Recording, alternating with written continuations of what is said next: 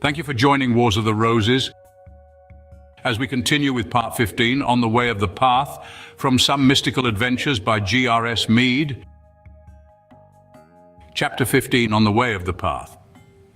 In many an allegory and myth, the tragic story of man's soul is told us, and this is how they tell it us from this tragic seeming point of view, utterly absorbed in the pursuit of pleasure, entirely oblivious of its heavenly origin. The reckless soul plunges ever more and more deeply into the delights of sense. Infatuated by the lures of outer objects of desire, insatiate, it seizes them greedily and eats and drinks and eats again and yet again. And so the days of life and death pass and repass, confusedly and unremembered, in presence of the undiminished abundance of an ever-spread feast. Drunken and surfeited, it sleeps, and wakes again to yet another day of drunkenness and surfeit. It is the harlot and the prodigal who take no thought for the morrow and hasten to forget yesterday. But deep wisdom assures us that there must be another side to the seeming, and we may well believe that though she seem to abandon herself, she is not really abandoned. Though she to all appearance debase herself, she is not really debased in the estimation and love of her Lord. The mystery of the divine love that fulfills all things and completes all imperfections persuades us that it is for love of her divine spouse and complement she leaves her home in utter self-abandonment to brave the long passion of forgetfulness, that in the end he may through her live on earth as in heaven, and she through him may know here even as she is known there. Who shall say which of these eternal lovers is the nobler? She who in her great love chooses not to know that she may be known, and so at last brings self-knowledge to birth in passion and in travail, or he who loves with such utter abandonment of self that he can give up all, even the dearest object of his desire, finally to surrender himself wholly to her, that he may live through her alone. All the stories, as all stories must, would make it appear that there are two souls in man, separate yet ever seeking each other. This is one way of looking at the mystery, the natural way of appearance when one looks through the eyes of either at the other. This way is by no means to be passed by, for it determines every mode of preliminary discipline. But there is another way, when man looks through the eyes of both and sees himself in the ecstasy of self-recognition. Let us first look through the eyes of the one at the other in space and time. In the outward-going soul, the soul turns spacewards at some moment determined by a choice it cannot know in time. There arises a new longing other than its love of objects of desire. It yearns to return, it longs for home. This nostalgia, as it is called in the myth of Odysseus, is the first condition of seeking the way of the path. Led on by this longing, the soul, as naturally as it went forth, now as naturally feels that its forthgoing is no longer desirable and that homewards means return. As it left home by proceeding without, so must it seek home by turning within. It need hardly be said that the vast majority of the guides who profess to lead the soul home insist that the path of return lies within. They tell the seeker God is to be found within the heart. The kingdom of heaven is within you. The only way is to be found in the conversion of the whole nature. The things we have grown used to are to be abandoned, and every energy is to be turned to hastening within. The approaches to this way are mapped out in innumerable disciplines and exercises, so much so that most seekers are fully assured that they have found the one and only way, and that their feet are surely set upon the path. But if the soul is insatiate in its outgoing, it is equally insatiate in its ingoing. The innumerable objects of desire it pursued after in its outgoing, it in no long time replaces by equally innumerable objects of desire in its ingoing. It replaces what it calls the gross by what appears to be the subtle. Its direction is other, its mode is still the same. It still pursues after things other than itself. Happy the soul who becomes aware of this, who by a still more mighty change than that of conversion from the without to the within, operates the transmutation of mode from surface to depth. He who begins to be aware in the depth of his being knows that the path is not spread out in space, either in space without or space within. Both ways lie on the surface of the eternal depth he now has grown aware of, for the within of appearance is as much of appearance as the without. There now begins to shine in the mysterious profundities of his depth the first stars of his new heaven and new earth in one. Some living ideas or spiritual instincts, faiths, convictions of the nature of spiritual gnosis. He knows by the light of a self-revealing intuition that it is all one mystery, looking within and looking without simultaneously, and that this looking creates the appearance of forthgoing and ingoing, whereas in reality the mystery neither goes forth nor returns, but abides continually.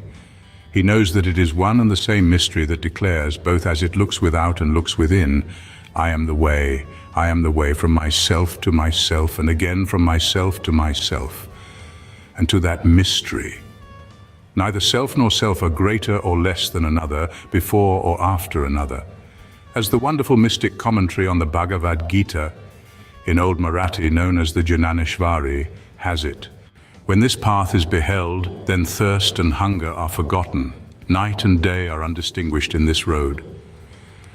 Whether one would set out to the bloom of the east or come to the chambers of the west, without moving is the traveling in this road.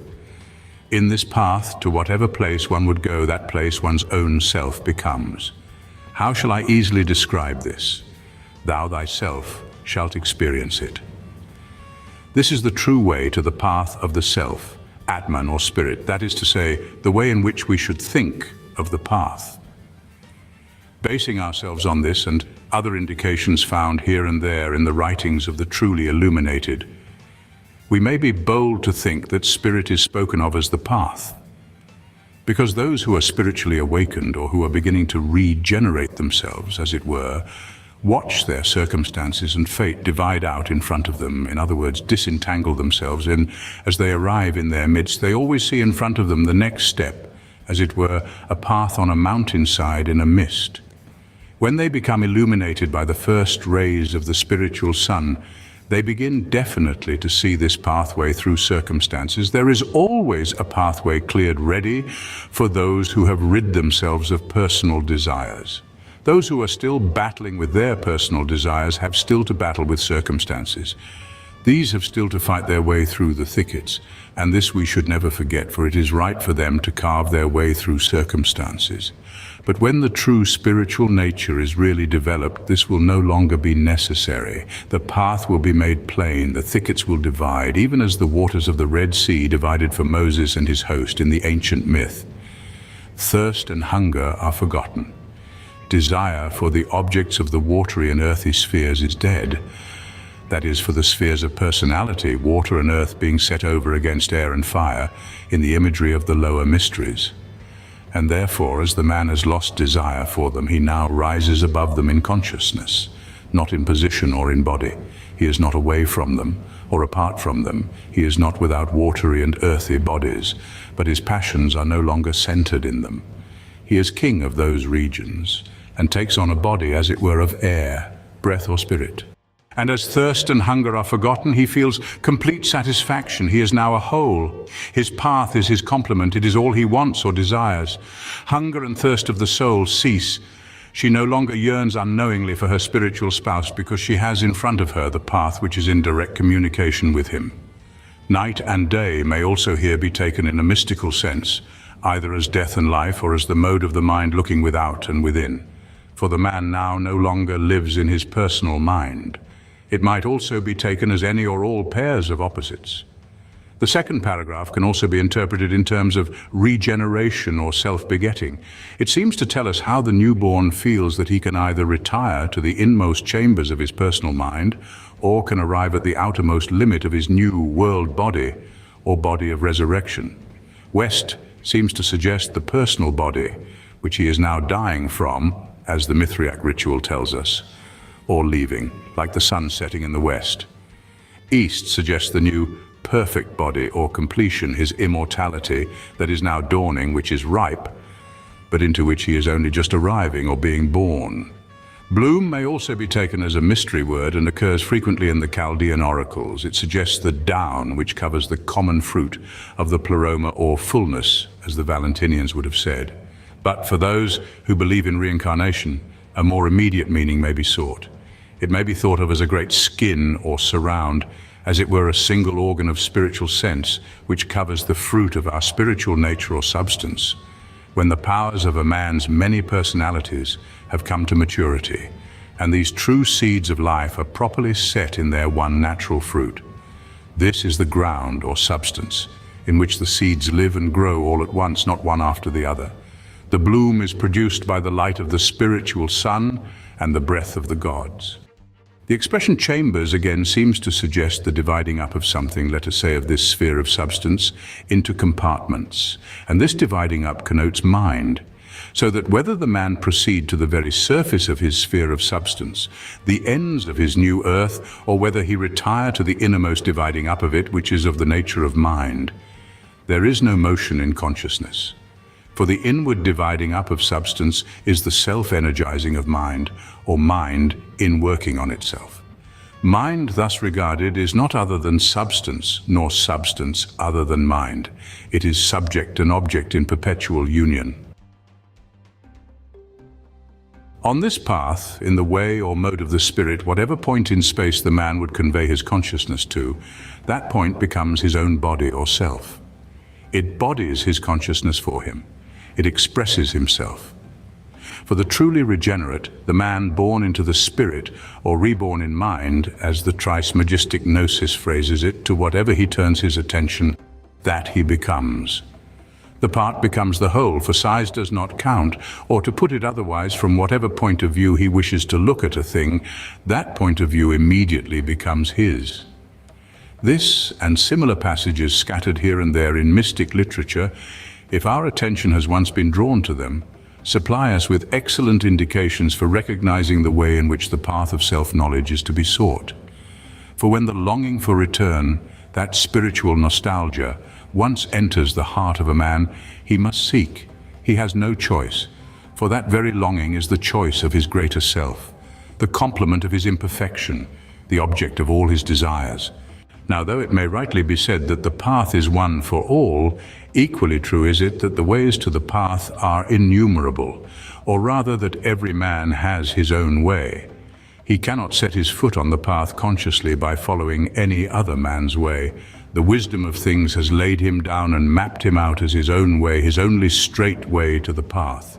If he follow the way of another, he will stray from himself and so lose the straight way to the path. Nevertheless, though each man's way lies in himself, this in himself is not to be taken, as it is natural to take it at first sight in the naive sense of meaning within himself as opposed to without himself, and so materializing a spiritual mystery.